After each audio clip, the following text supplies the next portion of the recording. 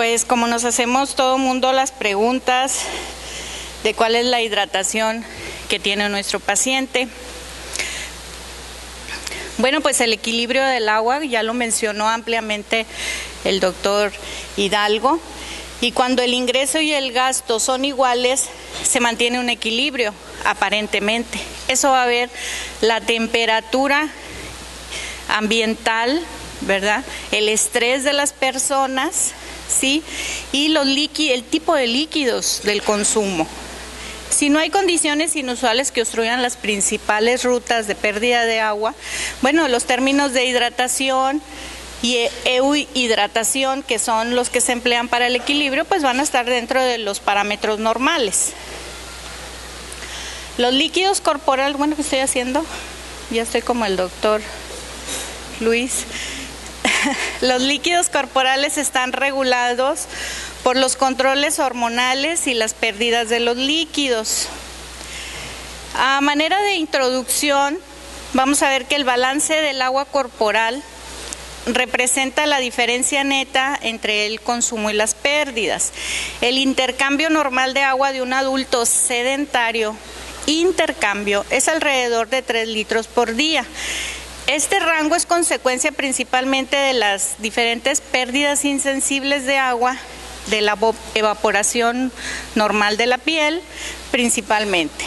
Las grandes variaciones del consumo de este líquido están controladas principalmente por los riñones, los cuales pueden producir más o menos orina dependiendo de la osmolaridad que tenga la sangre, ¿sí? De los líquidos corporales, como ya mencionó bastante bien el doctor Alejandro Hidalgo. El agua perdida en el aire exhalada por los pulmones frecuentemente es ignorada dentro de las pérdidas insensibles del metabolismo. Y también es compensada de acuerdo al metabolismo energético y podemos obtener un agua metabólica. La composición hídrica corporal, de acuerdo al peso, podemos sacar que los varones requieren 0.6 del peso por 0.6 y las mujeres por 0.5. Sin embargo, debemos de tener cuidado, porque eso nos puede decir el agua corporal total. De acuerdo al peso, entre más peso y composición corporal de grasa, pues él no va a tener esa cantidad de agua. Clínicamente debemos de evaluar estos aspectos. Como el doctor Alejandro Hidalgo ya les mencionó perfectamente bien esto, en un adulto más o menos el 60 al 65% del peso corresponde al agua, el 40% intracelular, el 20% extracelular, 5% intravascular y el líquido intersticial. Dentro de la composición iónica, que son lo que va a mover los compartimentos del agua, eso va a ser bastante importante, porque quien mantiene más el agua en su lugar son las proteínas. Se nota fácilmente cuando un paciente tiene una pérdida aguda de proteínas, el edema inmediatamente se incrementa. Y eso es una forma de valorar de que el paciente no está reteniendo líquidos, le faltan proteínas. Y eso son cuestiones clínicas que necesitamos valorar. Bueno, dentro del organismo, la composición iónica, el sodio, que ya bien mencionaron, es el principal catión extracelular, y le acompaña el cloro, y el otro anión pues es el fósforo. La urea atraviesa fácilmente las membranas celulares para hacerse eliminadas, siempre y cuando, bueno, haya esa filtración glomerular adecuada, que también es medible en el riñón. La glucosa penetra mediante un transporte activo. Las proteínas intravasculares son las que mantienen esa presión oncótica en que no aparezca un tercer espacio, que es el espacio intersticial. Tiene mucho que ver con las proteínas, que mantengamos esos niveles proteicos. El potasio, el magnesio y el fósforo, el potasio, que es el principal catión intracelular, catión magnesio y fósforo, más bien allá era magnesio, perdón, el extracelular, son intracelulares. Bueno, para los mecanismos de regulación, que se van a hablar más adelante en lo que es deshidratación y lo que es sobrehidratación. La presión capilar pues está dada precisamente por los compartimentos, es osmótico, es isosmótico, es hiperosmótico. ¿Qué quiere decir esto? Que si una persona está deshidratada, como los atletas cuando están en etapa de competencia, les dan agua, no les dan bebidas con solutos, no se pierde a la misma velocidad el agua y los solutos. Primero habrá que hidratar a la persona y posteriormente habrá que introducirle los electrolitos que necesite. Cuando una persona pierde líquidos en forma aguda, sobre todo los niños, pues pueden perder la vida fácilmente. Un adulto puede aguantar un poquito más. Sin embargo, no se repone a la misma velocidad el agua y los electrolitos. Con eso tenemos que tener mucho cuidado con nuestros enfermos. Cuando tomamos los estándares de oro, que son los exámenes de laboratorio, porque la clínica nos indica a cuáles son los que debemos de pedir, la hidratación de los enfermos debe de ser primero con lo más fisiológico posible y después ir corrigiendo los electrolitos. Ahora bien, el desplazamiento de los solutos entre los compartimentos puede ser activo, puede ser pasivo, dependiendo si la célula está deshidratada y tomamos bebidas con mucha osmolaridad. Entonces, más bien, la célula va a seguir deshidratándose. Al revés. Si tenemos una célula deshidratada, pero con bebidas isotónicas, pues entonces la célula sí se va a hidratar adecuadamente. Ya mencionó el doctor Hidalgo perfectamente bien esto, sobre el aspecto hormonal que van a derivar a la sed. Los trastornos hidroelectrolíticos, que también es lo que he estado mencionando, pero hay un punto cuando hay un golpe de calor, por ejemplo, que hay una hidratación, que se pierde muchos electrolitos y agua, y si se quedaron ahí asoleándose en el mar o en la alberca, pues van a requerir de muchos líquidos, pero la gente luego toma cerveza, toma bebidas con electrolitos, entonces lo que necesita primero es agua, ¿sí? Y los riñones muchas veces no perdonan en esas situaciones de que les estemos dando más solutos, ¿sí? No quiere tirar agua y lo estamos forzando. Entonces, en lo que es hipovolemia, pues obviamente un paciente que llega con shock al hospital, estamos evaluando sus grados de hidratación, pero ahí ya es de vida. Y no se tiene a veces sangre disponible y se tienen que usar hidrantes y se tienen que usar volémicos para poder aumentar el volumen y que el paciente no se muera. Y la hipervolemia por alguna razón sucede que no tenemos luego, debemos de tener todos esos controles. Las gentes que nos dedicamos al soporte nutricional y que es una complicación muy frecuente del edema agudo de pulmón, cuando le indicamos a un paciente nutrición parenteral y no quitamos los 3 litros que siempre le ponen, porque por alguna razón siempre ponen 1000 mililitros para 8 horas, de fisiológica, de Harman, de lo que se tenga en ese momento que indiquen, ¿verdad? Entonces es muy importante estar manejando. Le voy a dar 2000 mililitros de nutrición parenteral, de nutrición enteral. En la dieta, pues hay que bajarles a las soluciones de base. Y precisamente estos son los grados de hidratación que debemos de estar valorando. Normalmente debemos de preguntar cuáles son los líquidos que se están ingiriendo en los pacientes. Pero no hay que preguntarles qué se desayuna, qué se come, desde que se levanta. Es que desde que me levanto me tomo el té verde y luego me acuesto y me tomo el té rojo y eso luego no te los dicen. Pero entonces si le decimos durante todo el día cuántas Coca-Colas, hasta ellos mismos se asustan de la cantidad de líquidos solutos que toman. Entonces, si hacemos este balance de lo que se ingiere, de lo que sucede con el metabolismo, de que si hace ejercicio, cuánto hace de ejercicio, es precisamente lo que debemos de valorar en nuestros pacientes. Y tomando en cuenta cuáles son lo que se pierde por piel, pulmones, el sudor, siempre y cuando, bueno, no estemos en Los Cabos, porque pues aquí se eleva más, sí, heces y orina. Yo creo que esta me la... La selección de un método de la hidratación adecuada es un aspecto controversial en el balance de líquidos. No siempre, yo creo que la terapia intensiva es la única que lleva un balance de líquidos adecuado, y eso porque es cada hora, cada 2 horas. De ahí en adelante es un show para andar sacando el balance de los líquidos. No sé si sea la única, pero así están las cosas.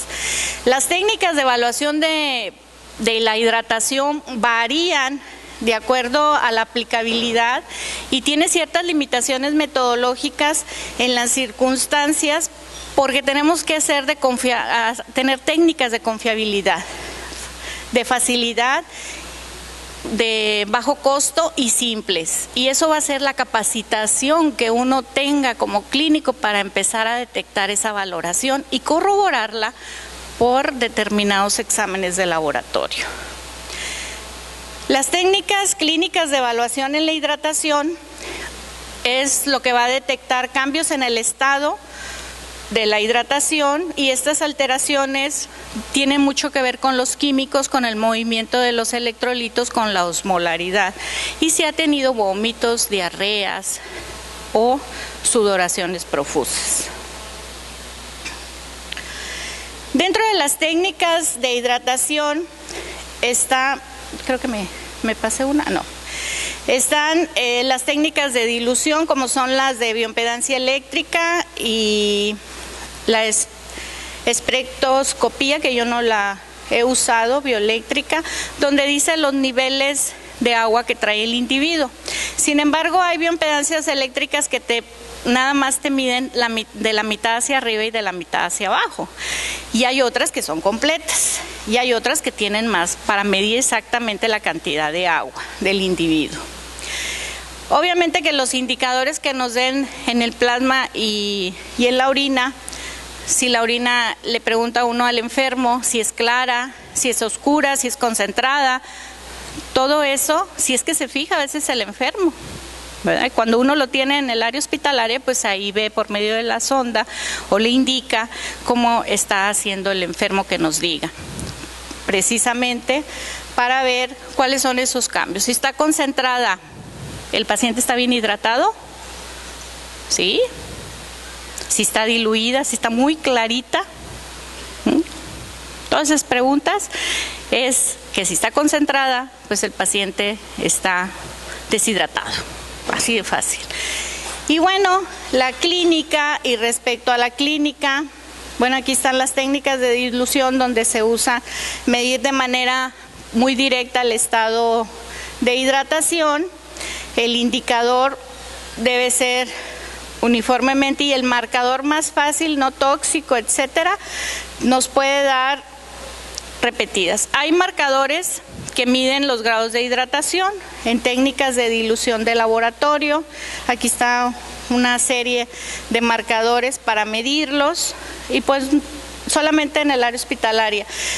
La biometría hemática nos dice claramente, y los electrolitos, si está concentrado, si están por arriba de los niveles normales y el paciente no tiene un problema renal, pues rápidamente nos dice cómo está. Si el paciente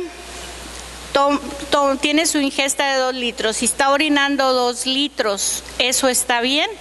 Aparentemente puede estar bien porque tiene un balance neutro. Si el paciente está tomando los 2 litros de agua y está orinando 1, ahí no necesariamente es que tenga un problema renal, es que al paciente le faltan líquidos, ¿sí? Y la sed, cuando aparece la sed, ya hay un grado leve de deshidratación y el paciente debe consumir líquidos. Los atletas que hacen mucho ejercicio pierden mucho por sudoración, y por pulmonar pierden mucha cantidad de agua, que debe ser más o menos como unos 250 a 300 mililitros normalmente. Ahora eso será mayor. Otras de las pérdidas insensibles son consideradas las de las heces, y más si el paciente tiene diarrea, si el paciente tiene colitis, porque si tiene colitis va a cursar periodos de diarrea y periodos de estreñimiento. Entonces, lo que debemos de valorar es esa homeostasis entre la ingesta y la pérdida. La mayoría de los pacientes no sabe cuánto orina. Como educación, se le puede decir que un día a la semana mida la orina, no que la guarde, sino simplemente que la mida y la tire y vaya notando cuánto ingiere y cuánto es. Hasta educación, si es la epidemia número 1 en nuestro país ahorita, la insuficiencia renal, creo que esas serían unas medidas también preventivas para que haya alerta. En cuanto a los ingresos y egresos, hay un equilibrio hídrico. Mantener una homeostasis adecuada y que el riñón esté eliminando. Las necesidades de líquidos estimadas para las poblaciones se basan en datos cualitativos y cuantitativos, y hay encuestas de consumo que aportan datos cualitativos y que de alguna manera son subjetivos porque necesitamos medirlos, pero podemos ir detectando. De hecho, la consulta es subjetiva porque no la estamos midiendo. Oiga, ¿cuándo se toma? Pues un vaso chico, mediano, grande. ¿Cuánto mide?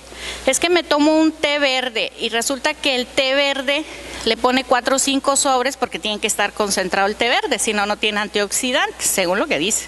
Entonces, tendremos que valorar qué tantos solutos son los que están ingresando con los líquidos, ¿ok? Y desde que se levanta hasta que se acuesta, porque la hidratación sí varía a la ingesta de alimentos. Esta sí debe ser más cuantificada en todo el día.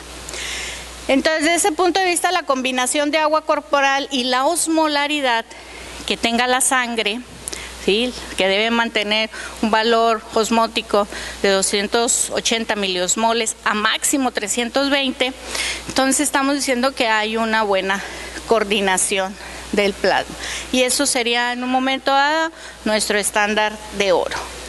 Por otro lado, fácilmente la gente que se relaciona con la clínica y que aprende mucha clínica, pues le ve la boca seca. A ver, abra la boca, y la lengua se le pega y seca, los ojos hundidos, pues claramente nos está diciendo que el paciente tiene una deshidratación. No sabemos qué grado, porque un 5% de la pérdida del peso se considera una deshidratación leve.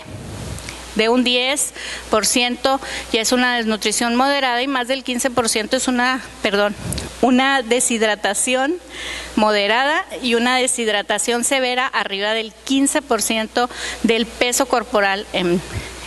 Pueden ser inclusive hasta horas, dependiendo si tiene vómito, diarrea o sangrado. Ahora, el estado de hidratación es la presunta condición de los individuos sanos que mantienen adecuadamente un balance de agua. Pero el balance lo dice de agua. La ingesta de líquidos es muy variada, y hay gente que no toma agua, toma cerveza, toma champán, sí, muy bien, pero el agua, el intercambio. Y entonces las actividades diarias, yo por ejemplo aquí en Los Cabos pues sudamos más. La gente que no suda, pues es bueno que venga a Los Cabos, ¿verdad?, para que sí sude. Entonces, el que más se mueve de nuestro cuerpo es el agua. El que menos almacenamos, no tenemos un almacén, es del agua. A menos de que tiremos las proteínas, pues entonces sí vamos a tener un almacén de agua, pero en un sitio donde no es para almacenar agua. Entonces, el agua es muy fluctuante, y por lo tanto sí debemos de evaluarla para poder evitar que haya una sed. Las personas que empiezan con sed, ya su cuerpo ha perdido agua suficiente, no mantiene ese balance. Entonces ese sería como el primer signo de todas las personas que tuvieran activas la sed. Y la sed también va a ocasionar a que quiere una bebida roja, azul, amarilla, verde, todo eso deslumbra el cerebro, Sí, es bien coqueto el cerebro, entonces todo eso le gusta, sabor, color, temperatura de las bebidas. Si hace mucho frío quiere algo más caliente, si hace mucho calor quiere más helado y que tenga muchísimo hielo porque no se le va a quitar la sed, ¿verdad?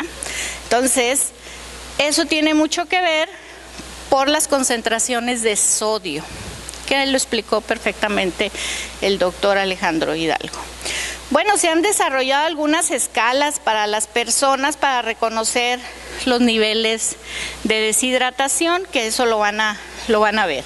Y bueno, hay medidores corporales, sobre todo en los atletas, la cantidad de agua se mide constantemente, pero va en relación a la cantidad de masa corporal que tenga la persona.